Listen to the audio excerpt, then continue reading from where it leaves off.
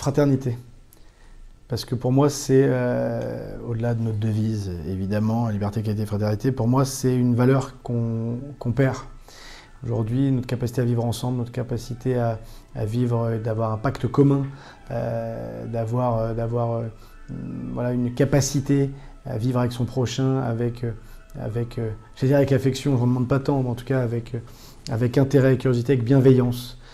Voilà, c'est un sentiment que je vois s'éloigner aujourd'hui de plus en plus, et pour moi, ça doit être une priorité absolue d'apprendre à vivre, de réapprendre à vivre avec son voisin, avec son prochain, et surtout avec des gens qui sont en apparence différents, puisqu'on aime bien stigmatiser les gens, voilà, et nous rappeler à quel point on est lié par énormément de choses dans notre construction et dans notre histoire commune, en tant qu'être humain, tout simplement. 15%. 15% de la population mondiale est en situation de handicap. 15%. 1 milliard d'individus. Alors oui, ils ne sont pas tous en fauteuil roulant, mais 1 milliard de personnes, plus d'1 milliard de personnes, est en situation de handicap. Et avec des populations vieillissantes, en fait, ça va augmenter.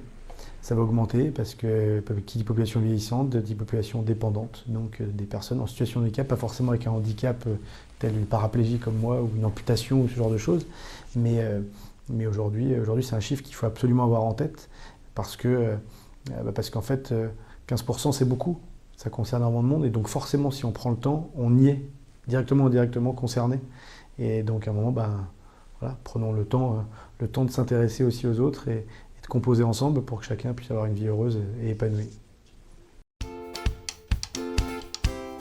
Le 10 décembre 1948, c'est la Déclaration des droits de l'homme qui est adoptée à l'ONU en 1948 et qui stipule que chaque être humain naît, demeure libre et égaux en droit, et ça inclut évidemment les personnes handicapées. Moi, j'étais valide jusqu'à 18 ans. Le jour où j'ai mon accident, j'ai pas changé d'espèce. Je suis toujours un être humain qui a signé le même pacte. C'est pas parce que la société continue à me discriminer que je fais plus partie de ce pacte commun. Donc, on a signé, voilà, et on a signé quelque chose qui, pour moi, ne doit pas être ne doit pas avoir qu'une valeur symbolique, qui aujourd'hui doit s'appliquer dans les faits. Aujourd'hui, nous ne sommes pas.